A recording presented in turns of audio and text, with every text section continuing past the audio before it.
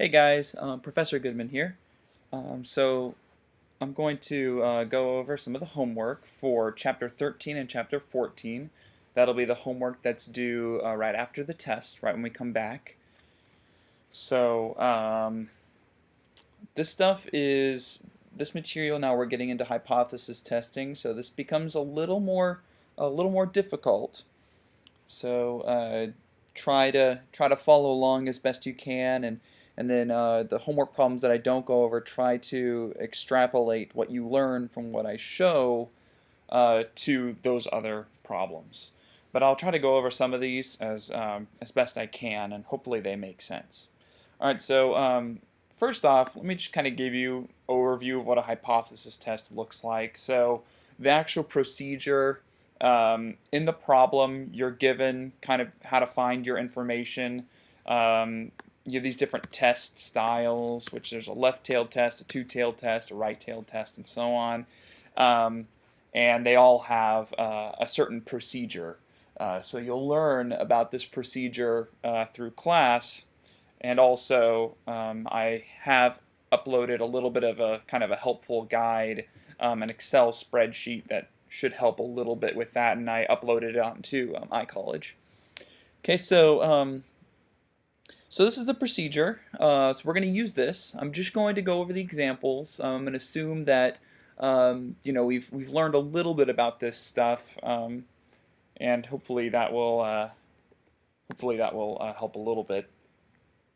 Okay, so this is just the overview. So this is kind of an introduction to what we're going to be doing. The next chapter, chapter 14, we get a little more into it. So let's start with this guy and then hopefully get over some good parts in 14. Okay, so this problem says, in 2012, the American Veterinary Medical Association released a report that says that 39.1% of U.S. households own at least one cat. So the American Pet Products Association believes that more than 39.1% of U.S. households own at least one cat. So that's typically kind of a problem you'll see. Like you'll see these like two different numbers kind of being, or two different types of things being thrown at you. And this one they give you kind of all of your information, but in other problems they won't give it exactly to you. Like usually they give you p-values. You have to find your p-value. The only thing they give you really is your alpha, which is your significance level or error level, right?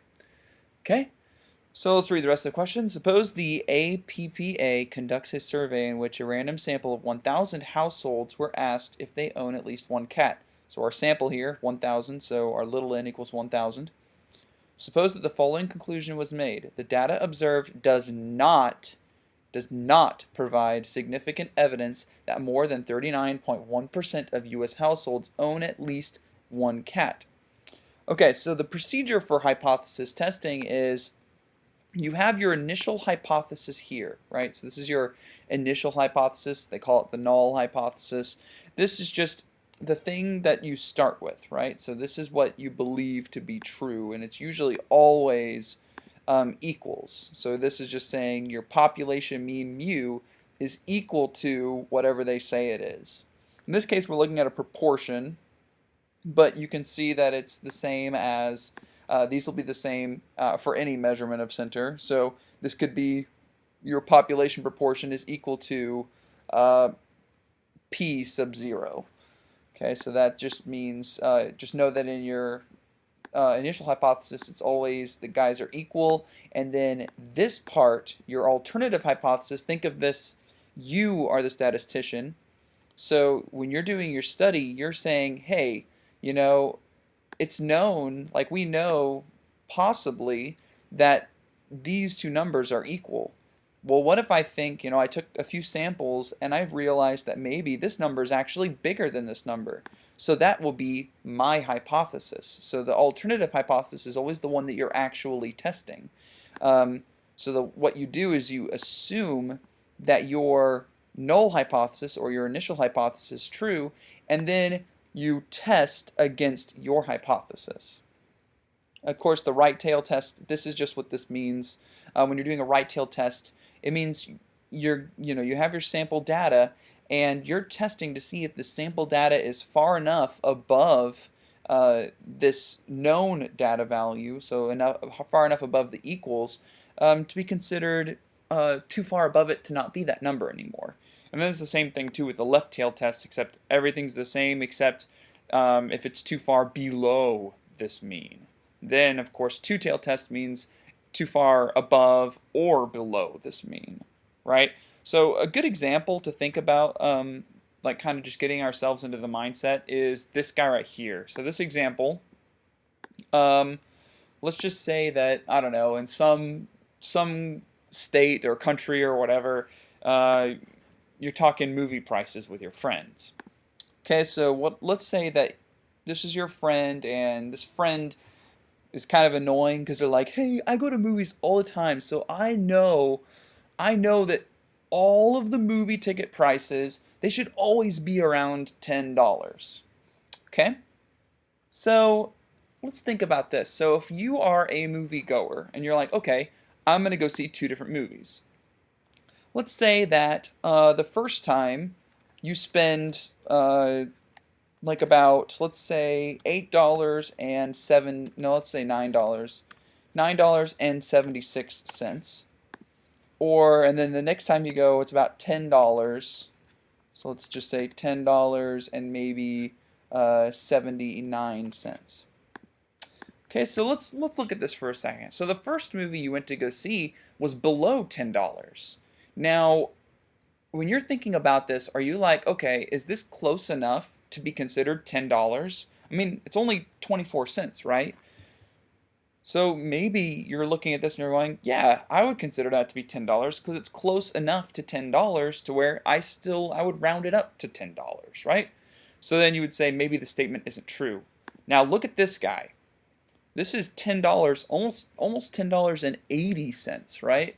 So if you spent this much money on a movie ticket, you might go, hey, it was $10, but it was closer to $11. So maybe my friend wasn't telling me the truth. Maybe he should have said, maybe most movie tickets you get are around $10 to $11, right? And then maybe that would be a little better of a estimation. So this is the whole idea of hypothesis testing. Someone gives you what is already known, like your friend says, hey, movie tickets are $10. And then you take a sample, in this case it's just two, you'd need a larger sample size, but you get the gist. You go see two movies, you record how much money you spent each time, and the first time you're like, hey, yeah, this is close. This is a little below the $10, but it's still close enough to be considered $10. And then this guy you say, well, I went to this movie and it was almost $11 and it was too far away for me to be considered $10. So then you would reject the statement your friend says, right? You would say, okay, no, you're wrong. I think movies should be more around $11. So that's the whole idea of hypothesis testing is you assume your friend is right? So you assume it's $10. You go out and calculate, you find the data yourself, calculate your data, and then you look at it and you go, well, is my friend true or not? Well, this guy, almost $11 kind of contradicts this statement, right? So then you might go, well, maybe he was wrong. So I reject his hypothesis in favor of my hypothesis that says I spend more than $10 for every movie ticket. So that's this whole hypothesis testing procedure. And of course, the procedure has like down here, there's formulas, so you have to get these things called test statistics, and you can find the p-value of your test statistic, which is just a special probability, or you can test your test statistic against like a minimum or maximum cutoff value. There's a procedure for this, and hopefully going through these problems will help enlighten you a little more as to what we do for this. Okay? So let's finish up reading this problem. So here's our end. Suppose the following conclusion was made. The data observed does not provide significant evidence. So remember, does not provide significant evidence that more than 39.1% of U.S. households own at least one cat. Okay, so now it says, which of the following p-values support this conclusion?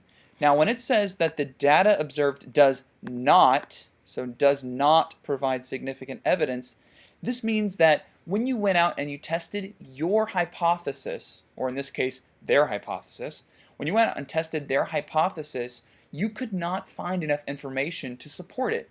So you don't know either way. They could be true, and it could be a true statement, but you didn't have a large enough sample, or you didn't find significant enough data to prove your claim. Or, you know, maybe you did support the claim. But in this case, it says we did not find enough data, or we did not have enough significant evidence to support this claim. Now, this just means this. So here, down here, this is your p-value approach for hypothesis testing. So this is all you have to do. If your p-value, so if p-value is less than or equal to your error level alpha, it's called error level, but it's also called significance level, same thing. If you have this, then, so if the p-value is less than alpha, then this means that your test statistic falls in the rejection region. But just know that if p-value is less than or equal to alpha, then you reject the null hypothesis or the initial hypothesis in favor of your hypothesis or favor of the alternate hypothesis. So in other words, if we were to do a p-value approach on maybe this problem here, let's say that we find our p-value and it's less than our significance level, then we would say we would be able to formally reject this hypothesis and say, hey, mine is right. And that's kind of what you want. So that would just be if your p-value is less than or equal to alpha, or your significance level, you reject the null hypothesis in favor of the alternate hypothesis. Then, of course, the other part, well, what if p-value is greater than alpha? Okay, well, what happens then? Well, then you don't have significant evidence. You don't have significant evidence to support your claim. So in other words, we don't have enough significant evidence to support our claim, which is our alternate hypothesis. Now, be careful here. Just because you don't have enough significant evidence, so note, not having enough significant evidence to support your claim, so evidence to support your claim does not mean you proved the initial hypothesis. So be very careful about that. So here, just because maybe I am like, well, my friend, I don't know if my friend's right or not. He could be. I didn't have enough significant evidence to reject it. That does not prove that his statement where he says it's $10 is true. It just means that you couldn't prove anything against that, right? So that'd be like, yeah, so like that does, hopefully that makes sense. Okay, so that's just what this note means. Not having enough significant evidence to support your claim does not mean you proved the initial hypothesis. That'd be like, well, no, I think that's a pretty good example. Hopefully you guys can follow that. So let's get back to some problems. So in other words, if we say that the data observed does not provide significant evidence, that more than 3.91%, the statement doesn't matter, but we say it does not provide significant evidence. So this means we go back to our procedure here. If the p-value is greater than alpha, then we do not have significant evidence. So in other words, our p-value has to be larger than alpha. So this problem asks, select which of the following p-values support this conclusion. Well, all the p-values that are greater than our significance value of 5%. So 0.41, this is 40%, this is 19%. This can't even be a p-value because it's negative, so just don't even include that one. This guy here would be like 0.6%. That's less than 5%, so that means we can't go with him. And this guy is 0.00, this is 0.5%, so we can't go with him either. So we just have to go with the two that support the claim, which means the p-value has to be larger than our alpha. Okay? Nice. So most of these problems are kind of this way. Like this one's just reading and asking what's the alternative hypothesis. The alternative hypothesis is just the one that you are testing. So let's look at this one. Bureau of Labor Statistics released a report in 2015 displaying and detailing unemployment rates by educational attainment of people aged 25 and older in the U.S. Okay? So here it's saying the unemployment rate of those with a high school diploma is reported to be higher than those with some college or associate's degrees. An educational researcher from a certain state believed the gap in the unemployment rates was smaller than what the BLS reported between these 2 years, or this whole year. Okay, so the researcher conducted a survey of 2,000 random state citizens between this year. Of those 2,000 surveyed, 102 did not have a high school diploma. 1,345 had only a high school diploma, and 281 had some college or associate's degree, and then 272 had a bachelor's degree or higher. So it says here, of those 1,345 that had only a high school diploma, 67.3 were unemployed. Of the 281 that had some college or associate's degree, 14 were unemployed. So looking at what is the alternative hypothesis. So here, this is what we're looking at, right? We're looking at state citizens, 25 years of age and older, and this is kind of the answers you would be looking for. So the difference between the unemployment rates of those with high school diploma and those with some college or an associate's degree was smaller than what the BLS reported. So see, that's kind of what we're looking at here. So it's a little harder to find in this kind of a problem, but here it says the unemployment rate of those with a high school diploma is reported to be higher than some college or associate's degree. So an educational researcher believes the gap of unemployment was smaller than what the BLS reported. So in other words, the one hypothesis is saying, hey guys, we think that what they're saying is true. So this high school diploma, the unemployment rate with just a high school diploma versus some college or associate's degree, we think that the unemployment rate of these kids who have high school diploma is higher than if you have some advanced degree. So this guy was trying to test and says, hey, I think that the gap is smaller. So in other words, I think that the gap between the high school diploma students or high school diploma people with jobs and the college or associate's degree is smaller than what this BLS, which Bureau of Labor Statistics, reported. So his hypothesis is the gap is smaller. So you would look for this. Difference between unemployment rates of those with a high school diploma and those with some college or associate's degree was smaller than what the BLS reported. Right, so then this right here would be your hypothesis. So just think of this, your null hypothesis is the one that either a huge study, so some big study was already produced, or or it's just something you're testing against. In this case, the Bureau of Labor Statistics has our null hypothesis, says that the gap is pretty large, right? Then some other person comes along, so let's say, I don't know, pretend it's you. You say, hey, I don't think that this gap is that large. That's your hypothesis. The alternative hypothesis is what this guy's studying.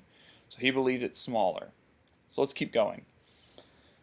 Okay, so let's just do question 3. So this is kind of the format you'll see me do these problems. So this is your, the H sub 0 is your null hypothesis or your initial hypothesis. It's the one that's kind of believed to be true already, or the one you're testing against. And this, your alternative hypothesis, think of this is the one that you picked. So this is the statement you're testing, and you're testing your statement against what is already believed to be true, or the initial statement. So here it says the proportion of U.S. adults who support their claim is support their current president is 50%. Then you say, hey, maybe the current president is maybe people don't like him. So then, or like him or her or whatever. They just don't like this person. So your hypothesis, you're saying, hey, okay, I think the proportion of U.S. adults who support their current president is actually less than 50%. So that would be your statement, right? So then here it says, suppose a survey was conducted in which a random sample of 1,000 citizens were asked if they support their current president. Based on the data collected, the p-value was found to be 0.035. What can we conclude based on the p-value? All right, so the p-value is 0.035. And now I don't really see an alpha value, so I guess they just make us assume alpha is 0.05. So I guess, I don't know, it should give you an alpha, but I guess when you don't see it, just assume alpha is 0.05. So your error level or significance level. So this p-value is less than 5%. So then, based on this, remember, if the p-value is less than your alpha or your significance level, so in this case our p-value is less than 5%, you reject the null hypothesis in favor of your alternative hypothesis. So in other words, we reject this statement. We say, hey, the proportion of U.S. adults who support their current president is 50%. That is not true. We just proved the proportion of U.S. adults who support their current president is actually less than 50%. So then we say the data provides significant evidence that the proportion of U.S. adults who support their current president is less than 50%, right? That's just our alternative hypothesis statement. Okay, so the rest of these are kind of the same. So here, this is kind of the same problem as GPA of male and female students. So I don't know, I guess testing to see which one's better. I don't know. But anyway, so some person is conducting a survey, and they do a random sample of 2,500 female and 2,500 male high school GPAs. So suppose the following conclusion was made. The data observed provides a significant evidence that the average difference in GPA between female and male students is less than 0.2 points. So which of the following p-value supports this conclusion? Okay, so select all that apply, use a significance level of 5%. So this right here, we're trying to support our alternative hypothesis, or in other words, this initial statement of is the difference between males and females is less than 2%.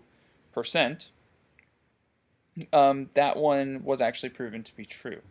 So according to the study, the U.S. Department of Education published secondary, according to the study, female students had this. The Superintendent of Public Instruction for a certain state believes the gap in GPA between female and male students is less than 0.2 points.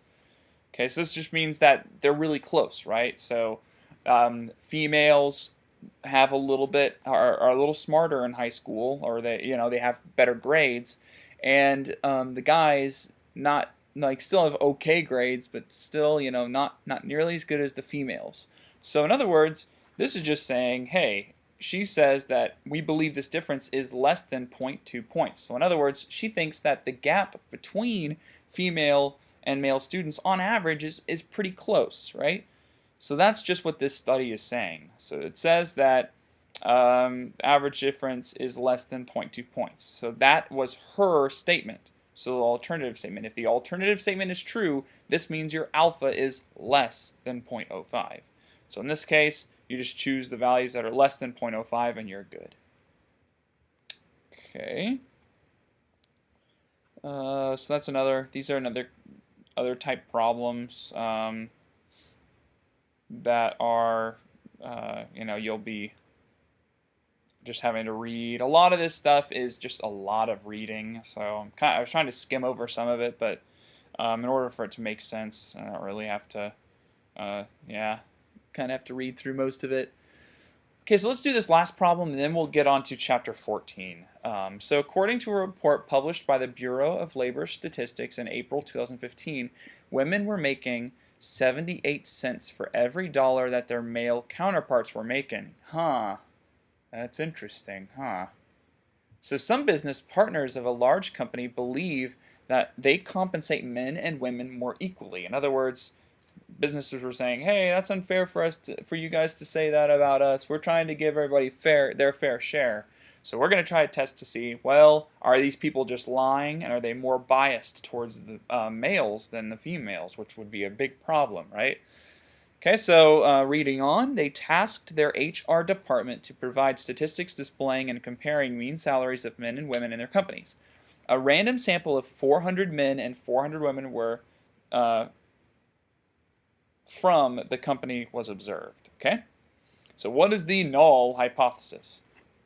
Okay, so remember, our null hypothesis is kind of what we start with, right? Or what was already kind of believed to be true. Our alternative hypothesis is a statement that you make that kind of contradicts our null hypothesis. Okay, so in this case, what is already believed to be true was, well, the report by the Bureau of Labor Statistics. So really, it's just kind of the first big thing you see is your null hypothesis. So women making 78 cents for every dollar that their male counterparts were making, that is your null hypothesis, right? So 78 cents for every dollar, that would be 78 cents for every male who made 100 cents, right? So in other words, this is 78%. So in other words, our null hypothesis is just going to be, well, the amount of money women are making is 78 cents, exactly 78 cents of their male salary. So in other words, it would be this guy. Average salary for women is 78% of their male counterparts' average salary. So that's what's already believed to be true. Your hypothesis is probably going to be one of these. Maybe you're like, okay, yeah, that's not cool. We think the average salary of women is lower than 78%. So we think that they make even less money than males. Or maybe you're like, actually, I think the world's been getting a little better. I feel like the average salary of women is greater than 78%. So those would be your hypotheses, but this is the one that we began with, so this is our null hypothesis. What this guy says here, the Bureau of Labor Statistics, that is your null hypothesis. Okay, and that's pretty much all it is for chapter 13. So just a lot of reading, kind of annoying, but you know, it's good because these are all like real world type problems. So this, I mean, while I think this is the most interesting part, it does require a lot of reading, and especially this part because there's not as much like calculating that last chapter. But I think in this one it might be a little better. Okay, these first guys are not too bad. You're just identifying whether data is quantitative, so your study is quantitative or categorical. We know how to do this, right? So here, this is a poll. 48% of Americans support the Affordable Care Act. A college campus survey asks students whether students and faculty support this. Okay, so first off, what kind of responses can we get on this survey? Well, either the student says yes, so the student and faculty, either that member says yes, or they say no, right? So in other words, it's just going to be a yes or no question, right? So if we can't really find means or anything, there's no real measure. It's going to be a proportion, and a proportion, in this case, right, is categorical. So in this case, just yes or no. So there's no numbers. All right, so let's look at this. So a recent study claims that the average student loan monthly repayment is $351. A phone survey is conducted in which 5,000 people are asked how much student debt they have and what their monthly payment is. So in other words, it's quantitative, right? Because we're looking at the amount of money that we're paying per month. So that's something that we can calculate like an average of, and so on. So it's actual quantitative data. Okay. So here we go. This is more or less the kind of problems you'll see for the most part, and this is the one that we'll go through together. So this is for our population proportions. This will be hypothesis testing dealing with that. So let's check this out. Okay, so let's read the whole problem. Try to get into a good habit here, not just for you guys, but for myself as well.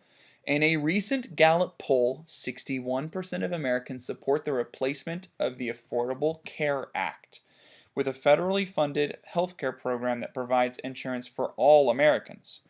Congressmen from a certain state believe this poll is not representative of their constituents I don't know how to say that. Constituents. I'll just say constituents because that's not what it is, and it's better than me trying to say what it is. Anyway, constituents, and that the state percentage is lower than the national percentage. So they conduct a statewide poll. A random sample of 2,500 responses are chosen, showing that 1,025 of the state's citizens support the replacement of the ACA. Okay, so that's a lot of information that it's giving us. So we try to pluck apart this stuff. So for these kind of problems, these are the things you really need. The type of test you're running, so whether it be a right tail test, left tail test, two tail test, that will be in the problem, so we can figure that out here first.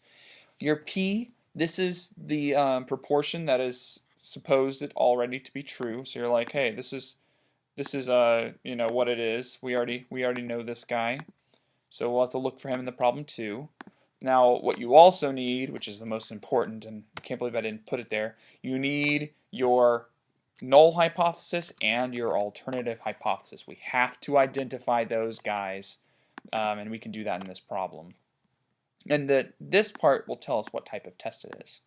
Okay, so here, 61%, da-da-da-da.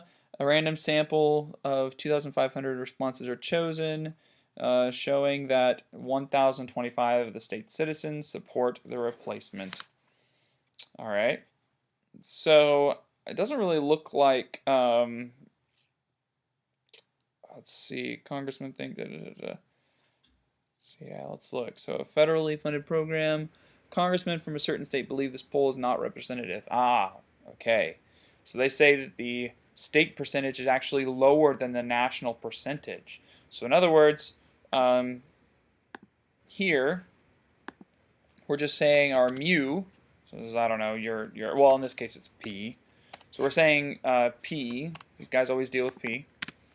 So our null hypothesis. The easy way to remember this is it's always equals. Everything, it's always equals. So p is always going to equal whatever it says. So here it says 61% of Americans support the replacement of the Affordable Care Act, right? So, but here congressmen say, hey, that's not representative. We think it's actually lower. So in other words, this guy is going to be equal to this percentage, 61%, so 0.61. And then here, the hypothesis that we're testing, we're saying, no, we think that this proportion is actually lower. So we think the percentage is lower than this national percentage. So state percentage is lower than national percentage. So then, in other words, actually, my Microsoft Word. In other words, lower would be this, right? Oh no, stop popping things up. I don't care. Yeah, my Microsoft Word's been acting weird lately. So in other words, our hypothesis or alternative hypothesis is no, we think that the state is lower than the national of 61%. All right, so in other words, since it's lower, this means we're looking for a value smaller than 0.61. So when you think smaller, which way do you think you're going on your number line? So if I say 0 and then I say -1, we know -1 is smaller than 0, but on the number line it's to the left, right? So smaller always means left tail. So this just means, you know, if you're just looking for smaller, left tail. All right, so here we don't really know our actual population proportion, but the way we do hypothesis testing, you assume that your null hypothesis is true. So in other words, this guy is 0.61. Now our p hat, this is dependent on the random sample that we choose. So here it says a random sample of 2,500 responses were chosen, showing that 1,025 of the state citizens support this replacement. So in other words, our p hat is just going to be, okay, what we want divided by our study. So it'll be 1025 divided by 2,500. So it's 1025 divided by 2,500. Okay, so 0.41. Now, of course, n, that's how many people we're studying. In this case, it's 2,500. Okay, our alpha. So we need our error level. I don't know if it gives us our error level just yet, But right now we're pretty good with our data, so we'll come back to that in a second. So here it says, for which group are we making a hypothesis? Okay, well, we're making a hypothesis based on, so using this sample, we're making a hypothesis about our population. So if we're looking for a random sample of 2,500 responses chosen, we're looking for population of U.S. citizens, right? I believe so.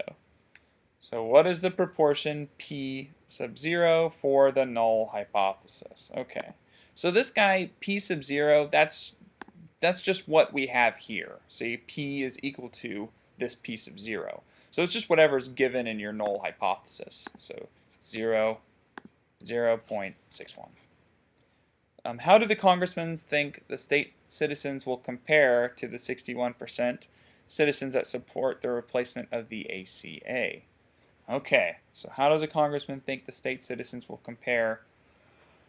Okay, well, they think that the state's proportion is actually smaller than the national proportion, right? That's what this guy says. The congressmen from a certain state believe this poll is not representative of their constituents, and that the state percentage is lower than the national percentage. So that's what they believe, right? So how do the congressmen think state citizens will compare to the U.S. 61% for the all citizens? Well, they think that the state's proportion will be smaller than national proportion. Okay, so here it just says select the correct null and alternative hypothesis. All right, so we're looking at this. We already did this, right? This guy, your null hypothesis, it's always equal. So it's always equal. So now we're just looking for our alternative hypothesis. Well, we already said the alternative hypothesis is less than 0.61, right? We think state is less than the national.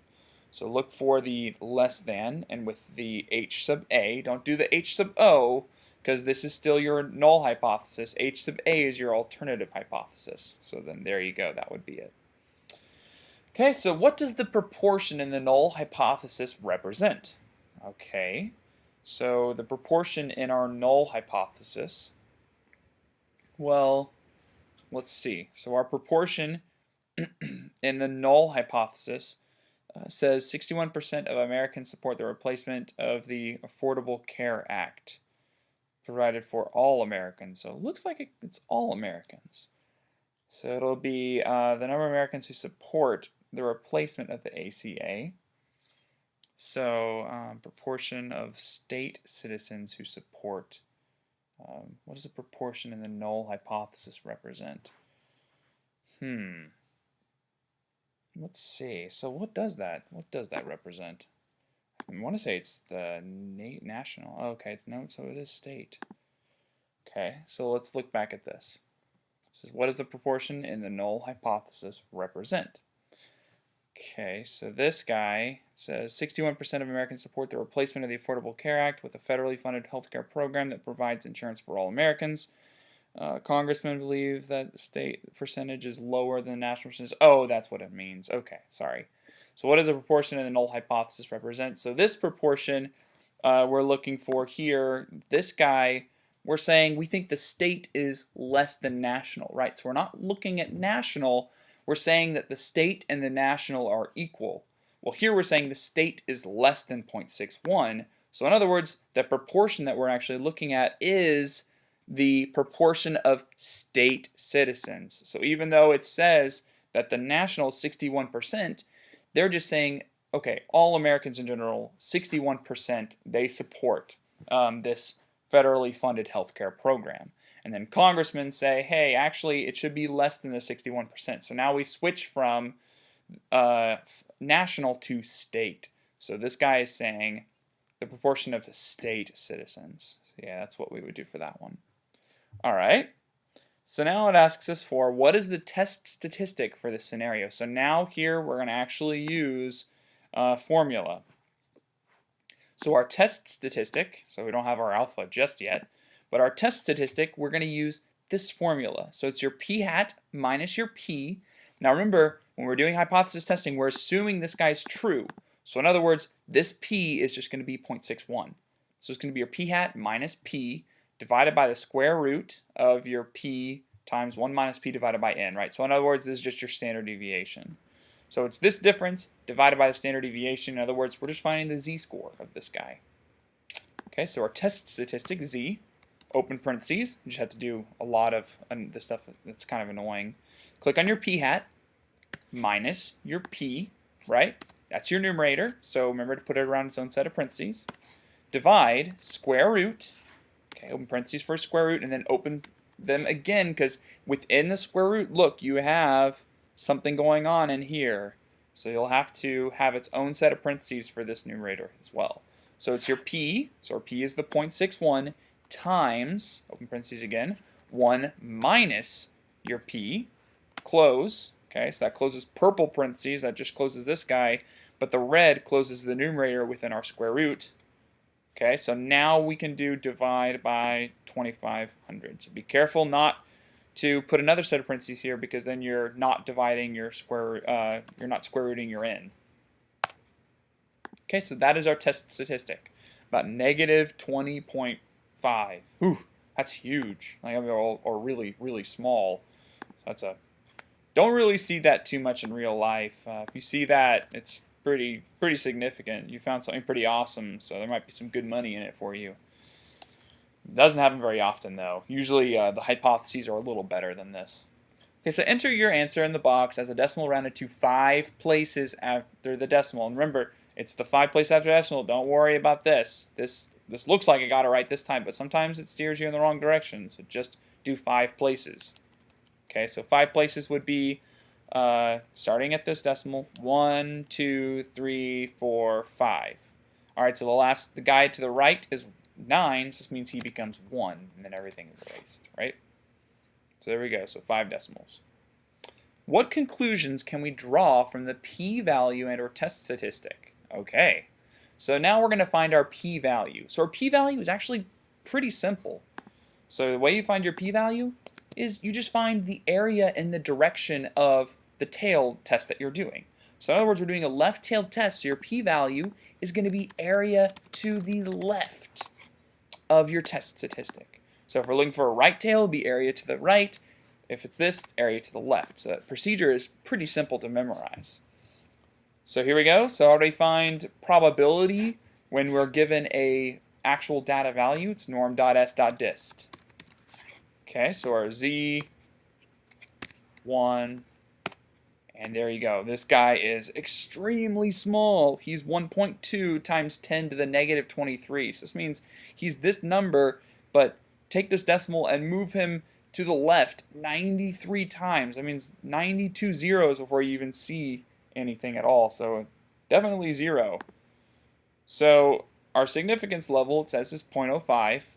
So this means our alpha would be 0.05. Well, this guy is pretty much 0. 0 is definitely smaller than 0.05. So then you would say, since our p-value is too small, we reject the null hypothesis and conclude that 61% of the state citizens support the replacement. So that's how we would look at this. Okay, so hopefully I think I got everything. Okay, oops. So what did I do? I did something incorrect here. Population of, oops, that's right. So I kind of messed up at the first part here. Remember that the group we're making a hypothesis for, we're not doing the population of U.S. citizens, we're looking at the state citizens. So sorry about that. We're already given the national proportion. We're making our hypothesis based on our state percentage being lower than the national percentage. So we're already given our national percentage, so we're just looking at state. So this guy, it should be the population of state citizens, not U.S. citizens in general. Sorry, I got it right here, but it's not there. Okay, so let's do let's see, is there another one that has, okay, this guy is pretty much the exact same. So let's go ahead and do this one, and then I think that should be pretty good. There's one more I want to do after this. All right. But let's just do question 2 since I kind of messed up that first part, or question 4, sorry. So that way we can see how we're supposed to do it. All right, so in a recent Gallup poll, 39% of Americans support this affordable. Okay, this is the exact same problem yet again. Congressmen from a certain state believe that this poll is not representative of their constituents and that more than 39% of their state citizens oppose the repealing of the ACA. They conduct a statewide survey and sample now 4,000 responses, showing that 2360 of the state's citizens oppose the repealing. Okay, so they oppose the repealing, right? So they say 39% support the Affordable Care Act, and they say congressmen from a certain state believe this poll is not representative of their constituents, and that more than 39% oppose the repealing. Ooh, interesting. Okay. So for which group are we making a hypothesis? Again, we're saying state. So this should be our state. So no more than 39% of their state citizens oppose the repealing of the ACA. So again, just like the last one, should have been population of our state citizens. Okay, so what is the proportion P0 for our null hypothesis? I don't know, do you guys have the help info here? Like this guy can be really helpful sometimes if you're not exactly sure where to go next. I don't know if you guys have this in student mode or not. I mean, I can check and see. Reload. So it looks like you guys have that. So sometimes, especially for the first couple problems, I would suggest doing that because reading this information can be pretty difficult. Okay. All right. So you have 39% of American citizens who support the Affordable Care Act, and they say the poll is not representative of their constituents, and more than 39% of their states oppose repealing this. So in other words, 39% like the Affordable Care Act, and they say, hey, we think that more than 39% oppose repealing this. So in other words, they like the ACA the way it is, right? So they conduct a statewide survey, and random sample of 4,000 responses are chosen, showing that 2360 of the state's citizens oppose repealing the ACA. All right, so our hypothesis, we already said it's population of state citizens. What is the proportion P not for the null hypothesis? Okay, so let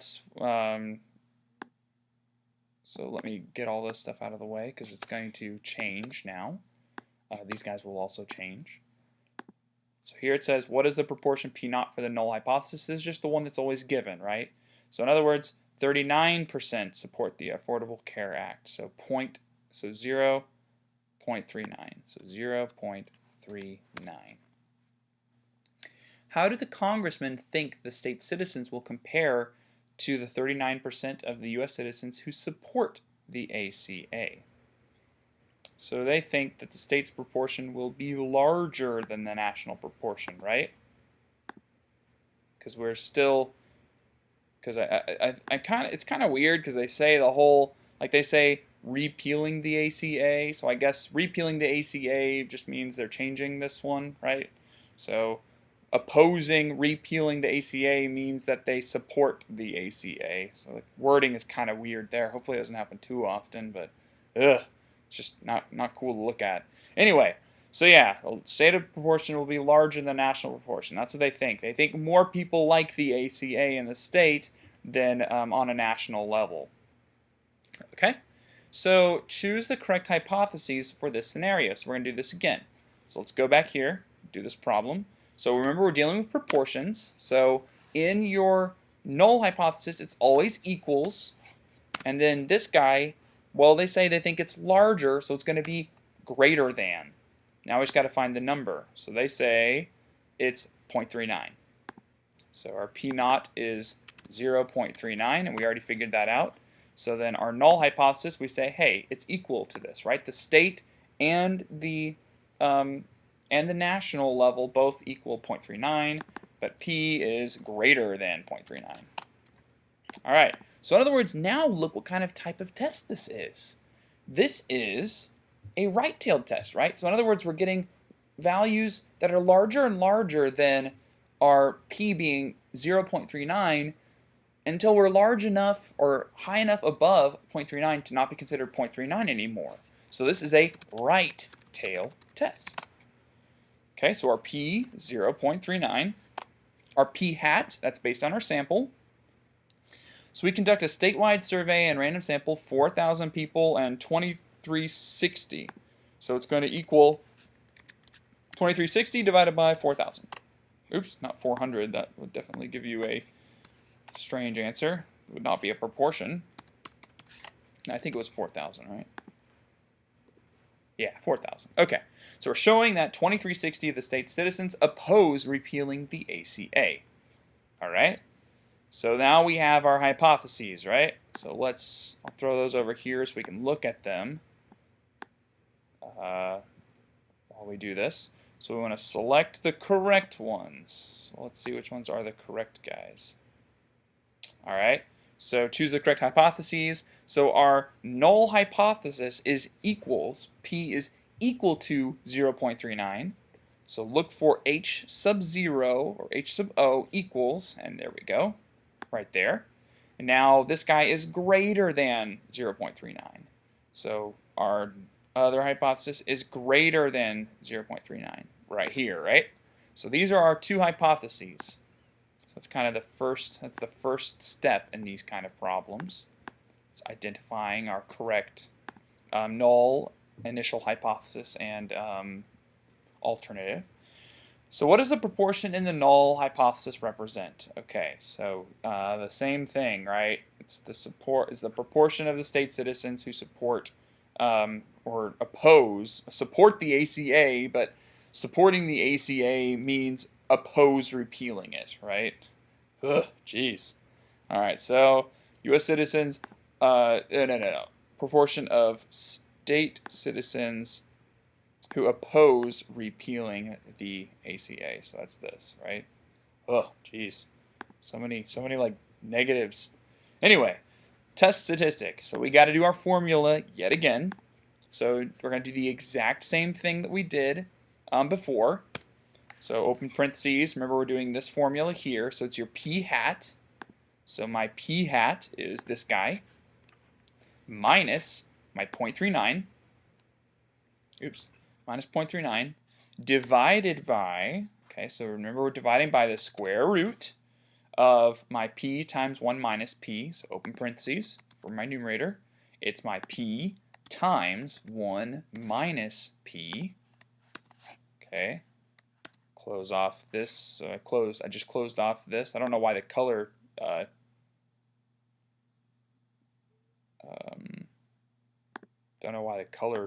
went weird. There we go. There it is now. Okay, so red closes off my numerator. Now divide by 4,000, and there we go. So my test statistic, oh, geez, again, it's a humongous one. So that's a huge z-score. So let's find my p-value. So my p-value, now remember, this is a right-tailed test. So my p-value will be area to the right. Remember, it's always in the direction of your tail test. So if your tail test is going to the right, it's area to the right. Okay, so that's that for my p-value. So my p-value then is area to the right. So remember, I'm going to get a probability out. So this means if I want area to the right, Excel finds area to the left. So I have to do 1 minus norm.s.dist for area to the right. Click on your z-score. Always 1 for cumulative. And there you go. 1. 0. So close to 0. It's not exactly 0, but it's so close to 0 that Excel calculates it at being 0. So in other words, we know we're going to reject it with our significance level of 0.05. But first off, our test statistic, you just do the same thing you did before. Click on this guy, paste them in. So copy, paste, and it's still 5 decimal places. So let's see, 1, 2, 3, 4, 5. Okay, so this goes up. So 59 plus 1 is 60. So 60. Everything else goes away. Okay, so there we go, to 5 decimal places. What conclusions can we draw from our p-value? Okay, so our significance level is 0.05. We know that the p-value is definitely less than alpha, so that's what I would say for my conclusion. So the conclusion in this, in these kind of problems, they're more important, really more important than like the actual data that you get. Like your conclusion is the analysis in statistics is extremely important as well. So don't discount it. So since we have the p-value is less than alpha, we reject the null hypothesis. So this is our H sub O. So we reject the null hypothesis, go with the alternative hypothesis, H sub A, and conclude. So you always conclude something, and if you reject the null hypothesis and you're going with your hypothesis, you conclude that your hypothesis is correct. So you just conclude your hypothesis statement. So we conclude that what is it we're trying to do again? It's more than 39% of state citizens oppose repealing ACA. So we conclude more than 30. Is it 39%? More than 39% of state citizens oppose repealing ACA. Okay, so that's what we conclude, right? So cool. All right. So all these problems really kind of follow along in that area. So you will, just go through these guys. Let's see. I think this one's kind of weird. So this is this one's kind of weird problem. So they say 100. This is basically saying how does your sample change the size of your standard deviation? Okay, so this would be kind of a problem you would just do on paper, but I don't have paper, so I'll just have to show you this way.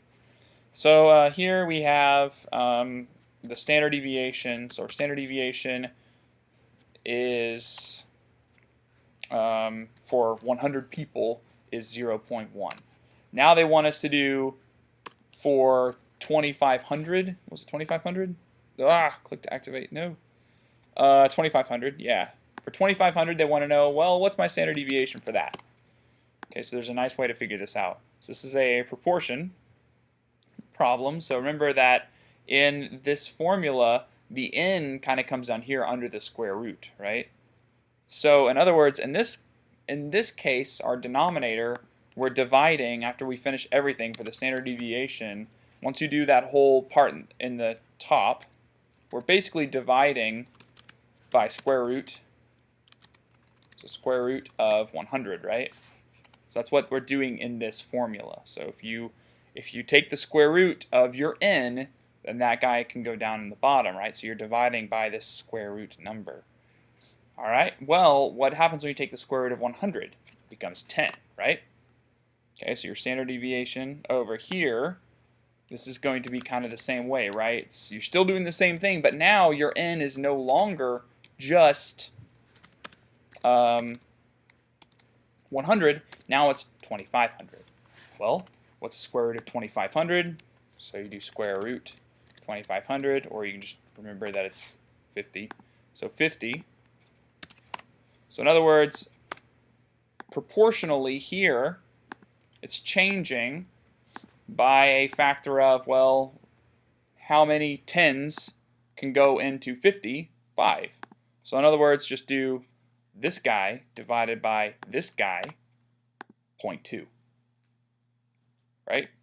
So in other words, our sample size, if we increase this way, it's going to change by a factor of 1/5. So it should be this guy. So our original standard deviation times this guy. So is that really it? 0.02? by 1/5. Yeah, it should be 0.02. Okay. And there you go. So that's how you do that one. So it seems like it's kind of hard because you're going to be going through and going like, oh no, I don't know what to do. Like this is a huge formula. But all it is, just look at your denominator, right? So in this case, for our test statistic, we're dividing by square root of 100. That's for our standard deviation, right? That's to find your standard deviation. And then for the standard deviation part, you're dividing by, oops, didn't like that. In this case, you're dividing by the square root of n, which is 2,500. How does that change your standard deviation? Well, it looks like the one that you're dividing by 100, the standard deviation gets divided by a number that is 5 times larger than the original one, i.e., your number should be reduced by 5. Well, reducing by 5 just means a fraction. So take the smaller sample size guy in the numerator, take the larger one in the denominator, then multiply this number times your original standard deviation, and you get your new one. And that's really it. I think most of these problems are ones now that you guys should be able to do. So first things first, try to get some of these problems done. If you still have difficulties, let me know. Also, check out that Excel help sheet for some of these problems. You might find it to be beneficial. But yeah, other than that, I hope you guys get this stuff pretty good. We'll be doing hypothesis testing for a little while now, so if you get lost, be sure to ask me a question as soon as you can. All right, thank you guys very much for your time.